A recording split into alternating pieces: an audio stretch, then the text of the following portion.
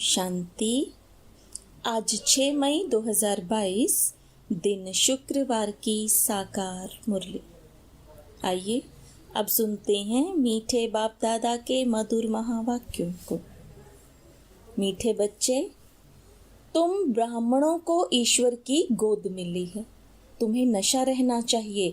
बाप ने इस तन द्वारा हमें अपना बनाया है। प्रश्न, बाप ने कौन सा दिव्य कर्तव्य किया है जिस कारण उनकी इतनी महिमा गाई हुई है? उत्तर, पतितों को पावन बनाना। सभी मनुष्यों को माया रावण की जंजीरों से छुड़ाना, यह दिव्य कर्तव्य एक बाप ही करते हैं। बेहद के बाप से ही बेहद सुख का वर्षा मिलता है, जो फिर आधा कल्प तक चलता है। सतयुग में है गोल्डन जुबली, त्रेता में है सिल्वर जुबली। वह सतो प्रधान, वह सतो, दोनों को ही सुख धाम कहा जाता है। ऐसे सुख धाम की स्थापना बाप ने की है, इसलिए उनकी महिमा गाई जाती है।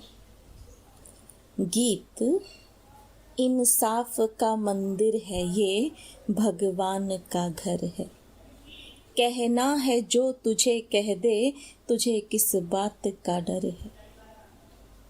ओम शांति। बाप और दादा मिल कर के बच्चों को समझाते हैं। कभी बाप समझाते हैं, कभी दादा भी समझाते हैं, क्योंकि यह शरीर दादा का भी घर है।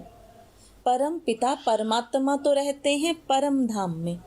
जरूर कोई समय में उनका यह भारत ही घर होता है, तब तो शिवरात्रि मनाई जाती है। शिव के बहुत मंदिर भी हैं, तो सिद्ध होता है कि भारत खंड में ही उनका आना होता है। पतित को पावन बनाने व सभी मनुष्यों को माया रावण की जंजीरों से छुड़ाने, क्योंकि अब रावण का राज्य है। रावण को जलाते भी भारत में है। शिवरात्रि और कृष्ण जयंती भी भारत में ही मनाते हैं। रावण का राज्य भी आधा कल्प चलता है। फिर बाप आते हैं पतितों को पावन बनाने। बस एक ही बार पावन बना देते हैं, फिर आते ही नहीं। बाप का नाम भारत में प्रसिद्ध है। जरूर कोई दिव्य कर्तव्य किया है, तब तो उनका नाम है। मनुष्य को तो पावन बना ना सके। पतित पावन एक ही बाप को कहा जाता है। स्वर्ग नरक यह नाम भी भारत पर ही पड़ा है। भारत 5000 वर्ष पहले स्वर्ग था, उनको परिस्तान भी कहा जाता है। तो जरूर बाप से वर्षा मिला है। बाप अक्षर बहुत मीठा लगता है, उनसे ही बेहद सुख का वर्षा मिलता है, जो सुख आधा कल्प चलता है, जिसकी गोल्डन जुबली सिल्वर जुबली मनाते हैं। सतयुग को गोल्डन जुबली, त्रेता को सिल्वर जुबली कहते हैं। वह सतो प्रधान, वह सतो, दोनों को मिलाकर सुखधाम कहा जाता है। नंबर 1 है सूर्यवंशी, सेकंड नंबर चंद्रवंशी। बाप जब इस भारत खंड में आते हैं तो भारत को पावन बनाते हैं। फिर जब भक्ति शुरू होती है तो कलाएं कमती होती जाती हैं। झाड़ जड़ जड़ी भूत तमो प्रधान बन जाता है। सब भक्त बन जाते हैं। साधु भी साधना करते हैं बाप को पाने के लिए, अर्थात मुक्ति, जीवन मुक्ति धाम जाने के लिए। आधा कल्प भक्ति करते हैं बाप को पाने के लिए। जब वह समय पूरा होता है तो फिर बाप आता है भक्तों को सुखी बनाने। सतयुग में तो सुख शांति संपत्ति सब है। वहां कभी अकाले मृत्यु नहीं होती, कभी रोते पीटते नहीं। यह कौन समझाते हैं? बेहद का बाप। उनका नाम भी चाहिए ना। कलयुग में है ही अंधियारा, भक्ति मार्ग की ठोकरें खाते रहते हैं। स्वर्ग में तो दुख की बात होती नहीं, सब सुखी रहते हैं, इसलिए भगवान को पुकारते नहीं। सतयुग को सुख धाम, कलयुग को दुख धाम कहा जाता है। वल्लभाचारी वैष्णव लोग समझते हैं कि सतयुग में लक्ष्मी नारायण का राज्य था। यथा राजा रानी तथा प्रजा सुखी थे, उसको गोल्डन एज कहा जाता है। सतयुग से लेकर जो चक्र में आते हैं उनके ही 84 जन्म होंगे। बच्चों को समझाया है कि यह झाड़ है, सब पत्ते इकट्ठे नहीं आएंगे। सतयुग में एक ही आदि सनातन देवी देवता धर्म था, उनको हिंदू नहीं कहेंगे। देवी देवताएं तो सर्वगुण संपन्न 16 कला संपूर्ण गाए जाते हैं। जो उन्हों के पुजारी हैं तो वह जरूर उसी धर्म के होने चाहिए। क्रिश्चियन क्राइस्ट को याद करते तो उस धर्म के हैं ना। फिर भारतवासियों ने अपने देवी देवता धर्म का नाम क्यों गुम कर दिया है? तुम जानते हो, हम 100 देवता थे, हम ही जन्म मरण में आते हैं, हम 100 देवता क्षत्रिय बनते हैं। 84 जन्म लेते लेते अंत में आकर शूद्र बनते हैं। शूद्र से फिर ब्राह्मण बनना पड़े, ब्राह्मण बनते हैं ब्रह्मा की औलाद। सभी आत्माएं वास्तव में शिव की औलाद तो हैं ही। वह है बेहद का बाप। उनको परम पिता परमात्मा और गॉड फादर अथवा हेवनली गॉड फादर कहा जाता है। वह है स्वर्ग का रचयिता। अब बुद्धि से बच्चों को काम लेना है, जबकि बाप स्वर्ग स्थापन करते हैं, तो हम क्यों ना नई दुनिया का वारिस बने। अब वह नई दुनिया पुरानी हो गई है, फिर नई दुनिया कैसे बनेगी? गांधी भी गाते थे ना कि नया राम राज्य नया भारत हो। हम जानते हैं कि अब वह स्थापन हो रहा है। अभी तुम ब्राह्मणों को ईश्वरीय गोद मिली है। बेहद के बाप को अपना बनाया है प्रैक्टिकल में। ऐसे तो सब कहते रहते हैं ओ गॉड फादर रहम करो, परंतु इस समय बाप ने आकर इस तन द्वारा तुमको अपना बनाया है। वह कलयुगी ब्राह्मण है, कुख की संतान। हम हैं ब्रह्मा मुख वंशावली। प्रजापिता ब्रह्मा ठहरा तब तो इतने बच्चे पैदा करेंगे ना। तो यह है मुख वंशावली। परम पिता परमात्मा ने एडॉप्ट किया है ब्रह्मा मुख द्वारा, तो गोया माता भी हो गई। तुम माता पिता, ओ बाबा, आपने हमको ब्रह्मा मुख द्वारा अपना बनाया है। यह भी समझने की बातें हैं।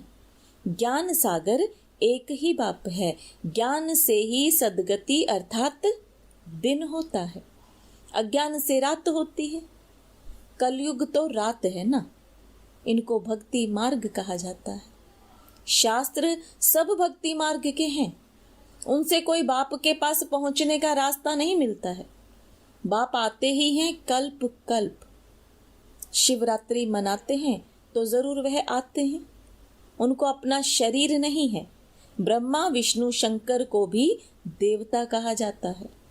ब्रह्मा देवताए नमः, विष्णु देवताए नमः, फिर शिव परमात्माए नमः। ब्रह्मा है इस साकार सिजरे का बड़ा। अभी प्रैक्टिकल में है। बाप आते ही हैं संगम युग पर। अभी यादव भी हैं, कौरव भी हैं और पांडव तो हैं योग बल वाले शक्ति सेना। तो अभी तुम बच्चे जानते हो शिव बाबा प्रैक्टिकल में ब्रह्मा तन में पधारा है। उस निराकार शिव का मंदिर भी है। शिवरात्रि मनाई जाती है, परंतु गवर्नमेंट ने शिव जयंती की छुट्टी भी निकाल दी है। औरों की जयंतियां मनाते रहते हैं। धर्म की ताकत तो है नहीं, इसलिए अनराइटियस अनलॉफुल इंसॉल्वेंट बन पड़े हैं। No purity, no peace, no prosperity. इस ही भारत में 5000 वर्ष पहले जब गोल्डन जुबली थी तो प्योरिटी, पीस, प्रॉस्पेरिटी थी। कभी अकाले मृत्यु नहीं होता था।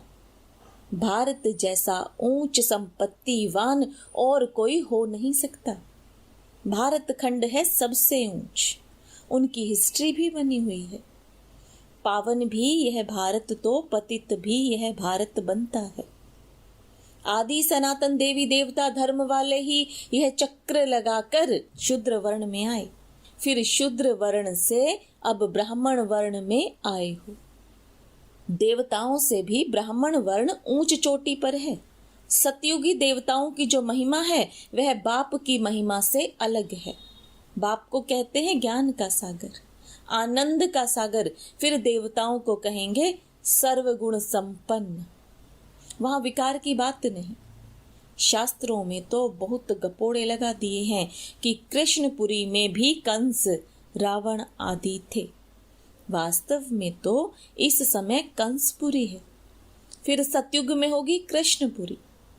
यह है संगम। इसलिए ही उन्होंने कंस, जरासंधि, रावण आदि को सतयुगी देवताओं से मिला दिया है।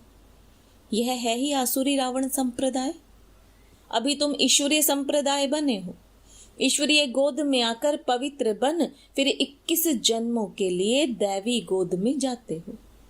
8 जन्म दैवी गोद, फिर 12 जन्म क्षत्रिय गोद। भारत में ही यह गाया हुआ है कि कन्या वह जो 21 कुल का उद्धार करे। सो तुम ही वह कुमारियां हो। अभी तुम हो ईश्वरीय कुल के। दादा है शिव बाबा, बाप है ब्रह्मा। तुम हो ब्रह्मा कुमार कुमारियां। वर्षा उस बेहद के बाप से मिलता है। देने वाला वह है, वह तो निराकार है। वह राजयोग अब कैसे सिखलावे। नर से नारायण बनाने के लिए जरूर साकार शरीर चाहिए, तो इस पतित तन में आते हैं जिसने 84 जन्म लिए हैं। यह बड़े से बड़ी यूनिवर्सिटी है जहां स्वयं गॉड बैठ राजयोग सिखलाते हैं, राजाओं का राजा बनाने। गीता का रचयिता कृष्ण नहीं, गीता माता ने कृष्ण को जन्म दिया। जो देवता बने उन्हों को जन्म मिला शिव बाबा से। क्रिश्चियन को जन्म मिला बाइबल से, क्राइस्ट द्वारा। तुमको भी ब्राह्मण से देवता किसने बनाया? शिव बाबा ने ब्रह्मा मुख द्वारा। यह तुम्हारा है बेहद का सन्यास। वह है हद का रजोगुणी सन्यास। वह निवृत्ति मार्ग का सन्यास। तुमको वैराग्य आया है इस पुरानी छीछी दुनिया से। तुम जानते हो कि यह तो अब खत्म होने वाली है। इससे तो क्यों ना हम स्वर्ग के रचयिता बाप को याद करें। बाप कहते हैं, लाडले बच्चे, तुम बहुत जन्मों के बाद आकर मिले हो। तुमने 84 जन्म पूरे किए हैं। अब तुमको फिर देवता वर्ण में जाना है।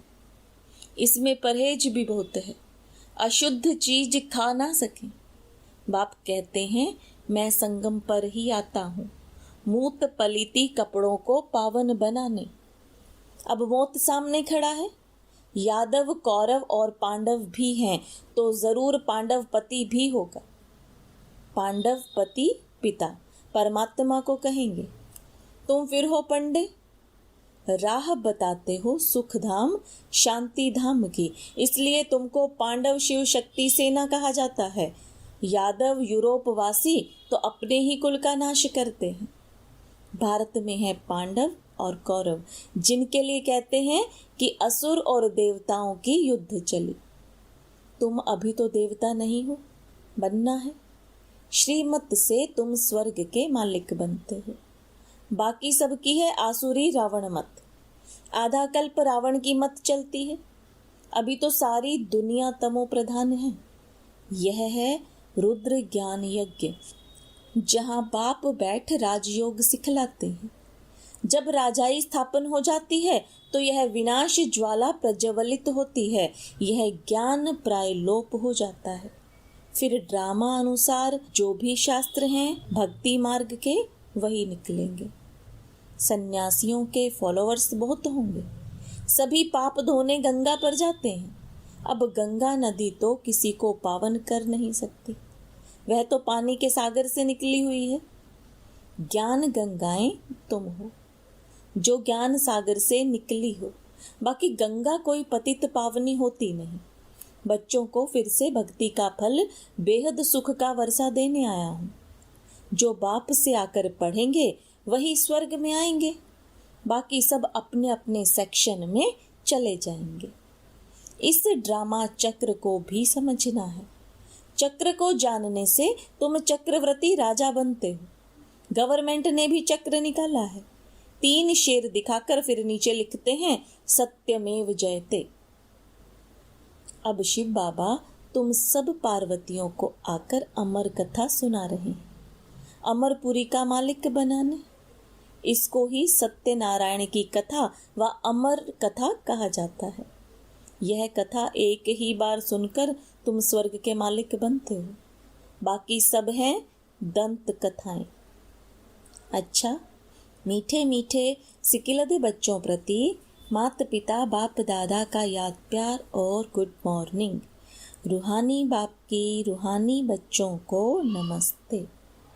रूहानी बच्चों की रूहानी बाप दादा को याद प्यार, गुड मॉर्निंग और नमस्ते। धारणा के लिए मुख्य सार। देवता वर्ण में जाने के लिए भोजन की बहुत परहेज रखनी है, कोई भी अशुद्ध चीज नहीं खानी है।